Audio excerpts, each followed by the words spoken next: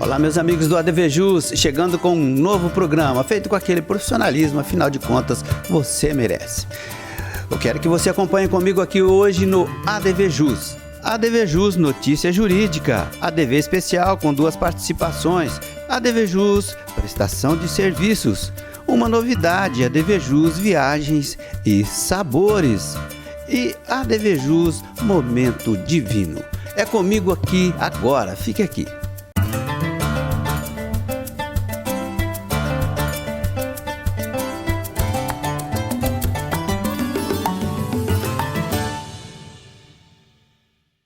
Ok, iniciando o nosso programa com essa notícia que eu separei aqui, ó, a notícia dessa semana, tá? Projeto de lei que autoriza venda, posse e porte de spray de pimenta para mulheres para fins de autodefesa, para fins de defesa pessoal. Com a crescente onda de divulgação de feminicídios e ataques visando o cometimento de crime de estupro, crimes sexuais, a Câmara dos Deputados aprovou nesta primeira quinzena do mês de março esse importante projeto que visa a proteção das mulheres, Agora, o spray poderá ser utilizado por mulheres maiores de 18 anos, mas com restrição, sendo que para menores entre 16 e 18 anos também será possível, desde que o uso e o porte do spray seja usado dentro da lei, do que a lei permite, A medida busca ampliar os mecanismos de proteção, principalmente aí contra crimes e agressões sexuais contra as mulheres. O equipamento é de uso pessoal, não pode ser transferido para outra pessoa, e não deve ter nada que ocasione a letalidade, não pode ser letal. Tá? E mesmo possuir propriedades para esse final, É só para defesa mesmo. Para a futura aquisição serão exigidos vários documentos e comprovação da pessoa que não possui antecedentes criminais. O texto aprovado na Câmara seguirá agora para análise e apreciação do Senado Federal. Nossa fonte foi o Conjur. Eu acho que, sinceramente, aqui da minha ótica, até que demorou. Eu acho que você ter algum mecanismo de defesa do jeito que andam as coisas aí, pelas ruas, pelas noites, e a mulher sempre um lado mais frágil, ela tem que sim, eu acho mais que justo, ter esse mecanismo de defesa. Sequência do nosso ADV Jus, agora ADV Especial. Prática Processual Penal, Dr. Joaquim Romão Neto. Veja. Olá, amigos do ADV Jus. Hoje, na prática processual penal, vou falar sobre um problema cada vez mais presente no nosso cotidiano, os golpes digitais. Antigamente, um golpista ele precisava de um plano elaborado para convencer alguém, por exemplo, a ir num banco, sacar o dinheiro. Mas hoje, bastam alguns segundos, uma mensagem e um Pix. O crime não ficou mais complexo, ele ficou mais rápido. E essa velocidade torna os golpes virtuais devastadores e, ao mesmo tempo, muito difíceis de se combater. O grande problema é que, enquanto o crime acelera, a justiça não acompanha. Segundo dados de 2024 do Fórum Brasileiro de Segurança Pública, apenas 2,4% dos casos de estelionato chegam ao Poder Judiciário. Ou seja, de 100 casos, 2 ou 3 chegam na Justiça. A maioria para ali na fase policial, só com o registro do boletim de ocorrência. Mas por quê? Porque a investigação é extremamente complexa. O dinheiro é pulverizado em contas de laranjas, os criminosos usam perfis falsos, os IPs são mascarados e os rastros digitais são apagados rapidamente. Endurecer a pena, como foi feito para o estelionato eletrônico, não adianta se não são identificados os autores do crime. E por outro lado também existem as responsabilidades das plataformas onde os golpes acontecem. E as empresas são altamente lucrativas. Se elas possuem tecnologia de ponta, usam algoritmos para nos mostrar tantos anúncios, também deveriam usar a mesma tecnologia para prevenção de fraudes. E a omissão dessas big techs acabam se tornando parte desse problema. Portanto, a conclusão é clara. A solução eficaz não é apenas aumentar a pena, como foi feito por estelionato eletrônico, mas talvez também começar a responsabilizar as plataformas que lucram com esse ecossistema e permitem, entre aspas, aí, nesses golpes, como o golpe do falso advogado, do falso gerente e por aí vai. Essa responsabilização pode começar agora. É fundamental que as vítimas não se sintam impotentes, procurem advogados para levar seus casos ao judiciário, buscando a reparação dos danos, também diretamente de plataformas pela falha de segurança. Ao fazer isso, também é uma forma de pressionar essas grandes empresas finalmente a colaborarem mais com essas investigações e o principal é criar um ambiente digital mais seguro para todos. Muito agradecido pela sua atenção e até o próximo ADV especial. Ok, muito obrigado, doutor. Meus amigos, agora uma utilidade pública, né? Essa mensagem, inclusive, a gente já mostrou aqui no ADV Jus passado, mas a gente está insistindo com o perigo que a gente está observando aí no trânsito, né? Com as torrenciais chuvas que estão caindo, não só em Ribeirão e região, mas em todo o Brasil, né? Estão elevando ali o número de ocorrências no trânsito e isso é o que alertam as autoridades. Inclusive também a elevação dos níveis, né, dos riachos e dos rios que cortam as cidades provocam enchentes e em muitos casos tomam, né, os leitos das ruas e até mesmo de rodovias, complicando ainda mais tudo, né? Além disso, o risco de aquaplanagem é muito grande, principalmente em vias de trânsito rápido e, quiçá, nas rodovias. Portanto, todo cuidado é pouco, tá? Atenção, motoristas. Vamos diminuir a velocidade. Essa dica é aqui do portal ADV Jus. Sequência do nosso programa, agora ADV Especial Direito do Trabalho, doutora Samantha Bredarioli. Olá, eu sou a doutora Samantha Bredarioli e vou conversar hoje com vocês sobre direito do trabalho aqui no ADV Jus. Olha, o nível de exigência para um contrato de serviços gerais é todo e qualquer serviço que deve ser executado dentro da empresa. Por exemplo, se você é contratado para serviços gerais, o seu empregador não pode te pedir para lavar o carro dele, porque isso é um serviço pessoal. O serviço geral é aquele que auxilia para o funcionamento da empresa. Então, é geralmente todas as atividades que são necessárias dentro da empresa para ela se manter em movimento. Existe um erro de se registrar todas as pessoas que estão incumbidas da faxina como se elas fossem serviços gerais. E os serviços gerais não incluem serviços de faxina.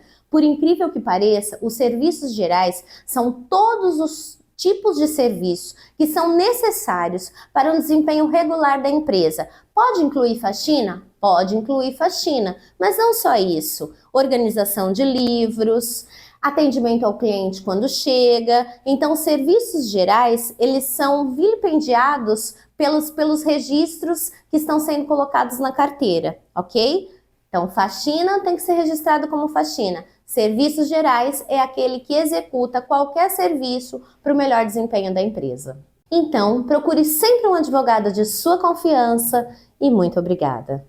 Legal, sequência do nosso programa. Agora, já fazia um pouquinho de tempo que a gente não fazia aqui o ADV Jus Entrevista. E como tivemos aí várias pedidos, mensagens, né, através do nosso endereço, que é programa@advjus.net, perguntas voltadas ao interesse das pessoas com relação a esse tema que tratamos aqui com o Dr. Sérgio Oliveira Dias, nosso parceiro de ADV especial, falando justamente a respeito de prática processual e sucessões. O pessoal quer saber a respeito, principalmente de sucessões. Dr. Sérgio Oliveira Dias. Confira. Legal, meus amigos, com imensa satisfação eu aproveitei a vinda do Dr. Sérgio Dias, que é nosso parceiro aqui de ADV especial, algumas questões pontuais que nos chegam através do nosso endereço eletrônico, que é programa@advjus.net, e a gente vai falar um pouco a respeito de direito das sucessões. Doutor Sérgio, muito obrigado da presença. Eu quero já começar te perguntando o seguinte, agora o inventário pode ser concluído mesmo antes do pagamento do ITCMD. Essa foi, inclusive, o objeto de uma apresentação sua no ADV especial, mas eu queria saber aqui, realmente a intenção aqui é a agilidade, doutor? Muito obrigado pela presença. Marcos, um prazer estar aqui com você. Sem dúvida, essa é uma medida que trouxe bastante celeridade, né? Porque nós tínhamos muitos casos em que existe patrimônio, mas não existe a liquidez. Verdade. Então você imagina uma herança que é composta de vários imóveis, mas que você não tem o dinheiro com a liquidez em si, você não tem aplicações financeiras, não tem saldo bancário.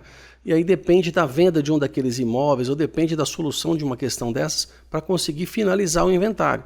E essa medida ela trouxe a possibilidade de você encerrar o inventário, faz o formal de partilha, expede isso, e aí fica pendente exclusivamente o recolhimento do ITCMD. E aí abre a possibilidade para que os herdeiros possam negociar um desses imóveis e aquele comprador já tem o formal de partilha pronto, então não existe um risco, não existe demora, não existe nada. Então ele vai lá, faz o pagamento do ITCMD, ele tem a possibilidade de negociar e como parte do pagamento de qualquer um desses bens que o inventário queira se desfazer, que os herdeiros queiram se desfazer, ele paga o ITCMD, faz a escritura e já registra imediatamente. Então, isso trouxe agilidade na conclusão do inventário e abre a possibilidade, abre um leque de possibilidade para os herdeiros de levantar recursos para poder pagar esses impostos e aí encerrar a partilha, né? A fazer a averbação dessa partilha no cartório de registro de imóveis. Doutor Sérgio, mas é bom a gente sublinhar, né, que mesmo com tudo essa medida aí, o imposto está lá para você quitar, para você pagar, né? A vantagem é que ele não atrasa mais o processo de inventário, quando aconteceu já em tantas oportunidades, né? E existe algum prazo para depois a conclusão, né, ou melhor, a quitação desse imposto? Não existe um prazo específico, mas no momento em que for apresentar o formal de partilha para registro no cartório de registro de imóveis, para fazer a averbação, tem que ser apresentado o imposto pago. E é evidente que ele vai estar incorrendo em encargos por atraso, porque ele tem o prazo para recolhimento, ele não foi feito o recolhimento, mas da data da abertura do óbito, ele vai gerando encargos em cima desse imposto. Então é corrigido pela taxa Selic, e aí quanto mais demorar, mais alto esse valor fica.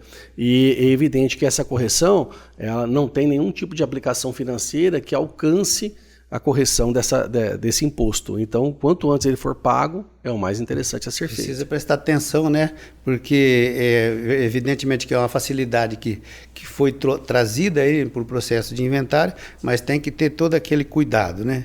Agora, com relação a um assunto um pouquinho diverso, doutor, inserção de cláusulas, né? Hoje é muito comum, né? Aquelas famosas cláusulas que a gente sabe muito bem. O cartório sempre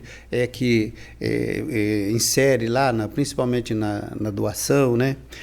A pergunta é o seguinte: a pessoa quer colocar lá uma cláusula de reversão, só que ele quer saber se pode ser feita, né, em tempo diverso da efetivação lá do procedimento da doação. Com certeza colocou as outras cláusulas, mas resolveu, num momento posterior, a possibilidade ou então o desejo de inserir essa cláusula.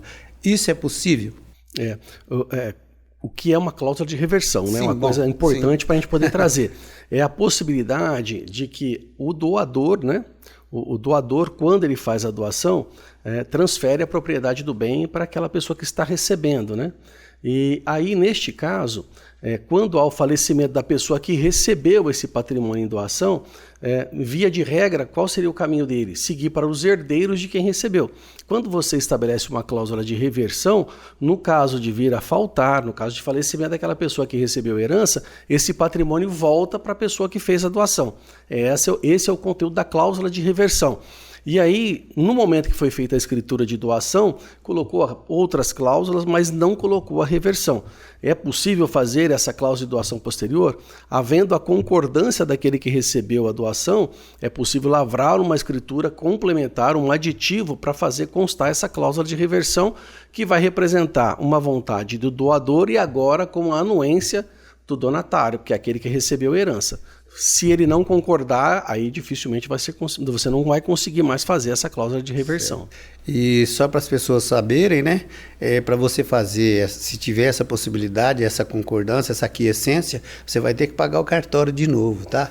E só para você também ter certeza, essa cláusula normalmente, aí ela se junta às cláusulas de impenhorabilidade, inalienabilidade, mais uma, doutor? Empenhorabilidade, inalienabilidade e incomunicabilidade. E incomunicabilidade. Então são essas cláusulas aí. Se você tem alguma dúvida a respeito de como funcionam essas cláusulas, é só você acessar o nosso canal do YouTube, que é youtube.com/advjusnet, e lá tem a parte de direito das sucessões. Você vai entrar lá e com certeza o Dr. Sérgio já deixou esclarecido para você lá, tá? Agora mais uma outra pergunta que nos chega, e essa pergunta nos chegou até por internet, a respeito de inventário. O pessoal descobriu que o Dr. Sérgio ia estar aqui. E eu já fiz essa pergunta para ele uma vez, ele já se manifestou. Agora, então, é verdade que eu posso vender um imóvel, né, de espólio antes do término do inventário? De primeiro será só através de inventário, através de alvará, né, doutor? Sim, é possível fazer essa venda, né, dentro do inventário extrajudicial, né, você tendo a concordância de todos os herdeiros dentro da escritura, então é possível você fazer esse pedido de alvará.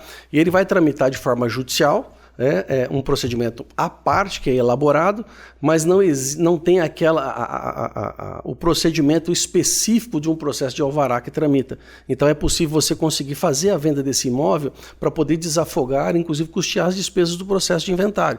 É uma coisa uma inovação interessante, que dentro de um processo de um procedimento extrajudicial de inventário, você consegue celeridade, consegue rapidez na solução da questão. Ok, muito obrigado, doutor Sérgio. Agora o nosso intervalinho, rapidinho, mas voltamos nas sequências. Fique aqui. Arcângelo Imóveis, venda, locação e administração. Compromisso e confiança. Arcângelo Imóveis. Agora quero falar para você do Zezinho Alfaiate, Espaço Homo, ali da rua Eliseu Guilherme 681. Vista-se com bom gosto e elegância através dos trajes do Zezinho Alfaiate. Inclusive aquele traje feito sob medida especialmente para você. Isso mesmo, no Zezinho Alfaiate você também dispõe ali de confecções já prontas do traje masculino, daquela forma que você procura, com aquele atendimento mais que especial. Zezinho Alfaiate, na Eliseu Guilherme 681. Faça como eu, vista-se com elegância com os trajes do Espaço Homo. O ADVJus foi criado para advogados e demais operadores do direito para divulgar o dia a dia do mundo jurídico. Tem o objetivo de informar, através de notícias, reportagens, prestação de serviços, entrevistas e podcasts. Também abre espaço para abordagem e discussão de temas relevantes, com a participação de especialistas das mais diversas áreas do direito. Programa semanal inédito, na TV e redes sociais. Acompanhe o que acontece em www.advjus.net, um site com design moderno e fácil de acessar. O ADVJus também está nas redes sociais. Acompanhe, curta e compartilhe. Portal ADVJus, para advogados e operadores do direito. La Botilha Vinhos, onde você encontra os melhores rótulos. Venha conhecer.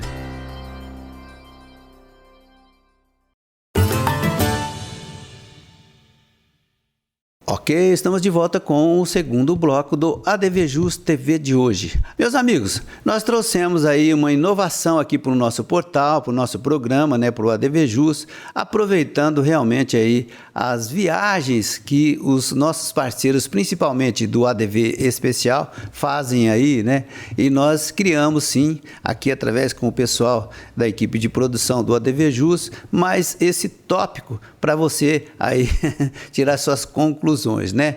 Foi criado aqui no ADVJus agora esse novo tópico, viagens e sabores. E o nosso primeiro convidado foi o Dr. Márcio Espímpolo. Para onde será que ele foi, hein? Veja aí.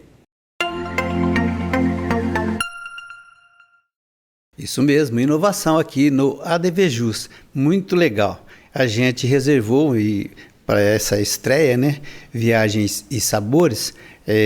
Aproveitou o Dr. Márcio Espímpolo, que esteve aqui no estúdio gravando aí a sua participação. Ele é colunista do ADV Especial e aceitou o nosso convite para esse primeiro desafio aqui do Viagens e Sabores. Dr. Márcio, muito obrigado, viu, de você aceitar esse convite diferente, né, para falar um pouquinho de localidades. Hoje a gente vai falar de qual localidade nós vamos falar hoje, doutor Márcio, que o senhor visitou? Olá, Marco, tudo bem? É um prazer estar aqui com você. Obrigado pelo convite e por estar estreando mais esse quadro aqui no ADV Jus, né? Isso mesmo. Viagens e Sabores. Isso. Bom, vamos falar, né? Eu tenho alguns destinos aí importantes, interessantes que já visitei, mas um dos pitorescos aí foi Florianópolis, em Santa Catarina. Que legal. E o que o senhor mais gostou de Florianópolis? É uma cidade que o pessoal fala tanto, né? O estado de Santa Catarina, um estádio portentoso aí, né? Progressista. E o que o senhor pode destacar, né? Que o senhor gostou? O pessoal fala tão bem de Florianópolis, lá do sul em geral, mas ali de Florianópolis falam muito bem, né? Balneário Camboriú e tal, mas de Florianópolis, o que o senhor pode destacar? O catarinense é um povo muito acolhedor, de modo geral, tanto em Balneário quanto em Florianópolis, nas vizinhanças, cidades vizinhanças, né, que a gente chama ali também.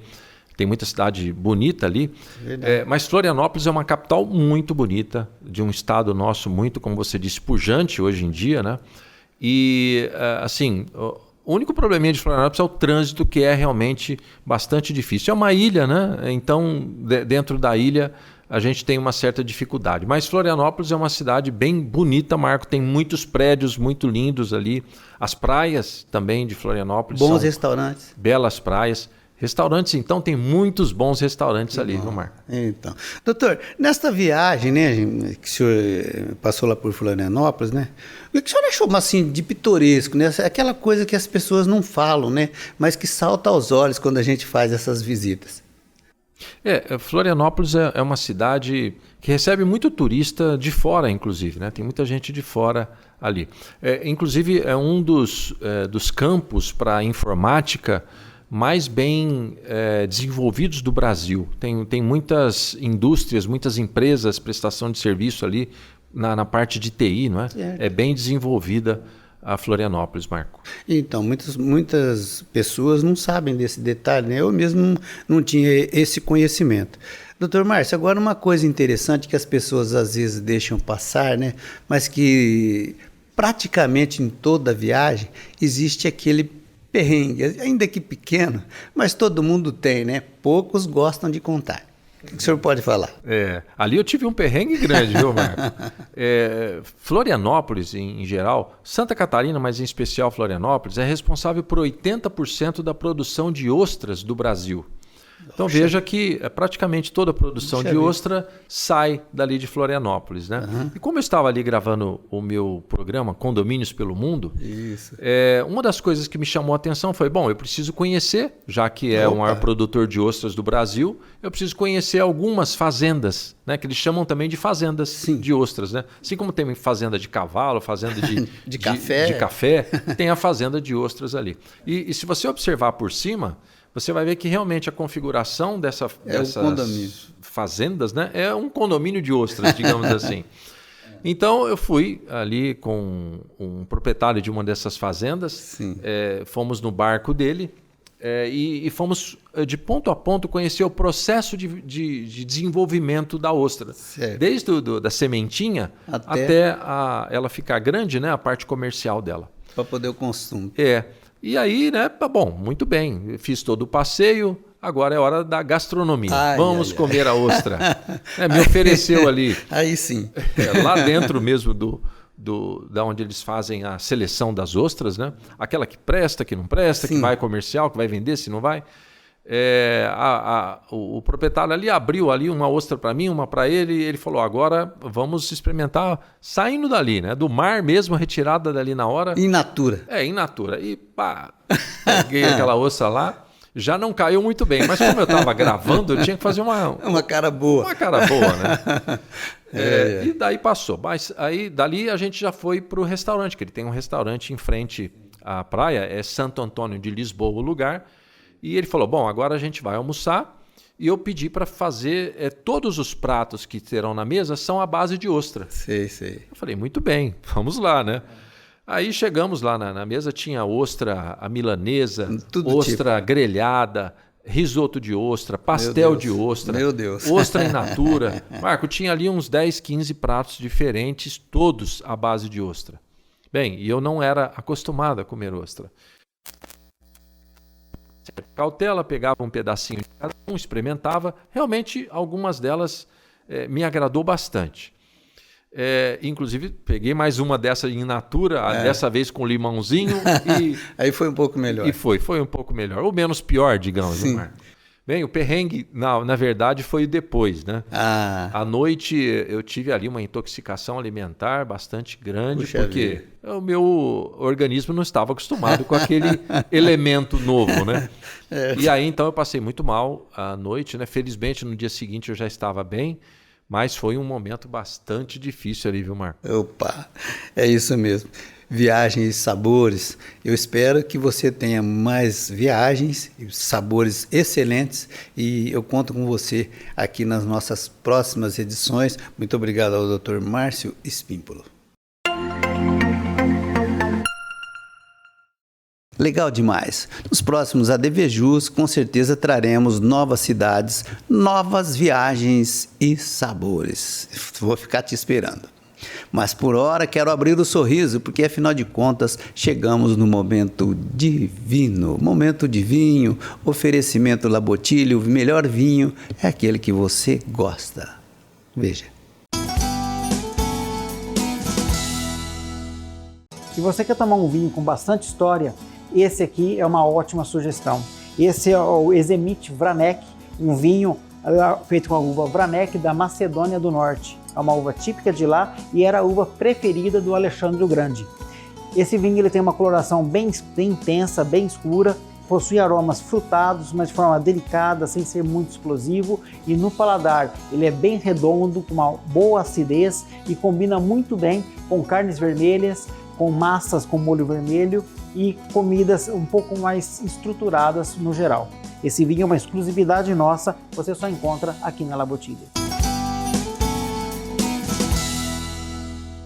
Ok, encerrando mais um ADVJus TV. Quero te agradecer imensamente por me acompanhar sempre aqui na TV, nas redes sociais, Face, Instagram, LinkedIn. Obrigado mesmo. Eu tenho certeza que na próxima semana estaremos aqui com um novo ADVJus. Um forte abraço, até lá.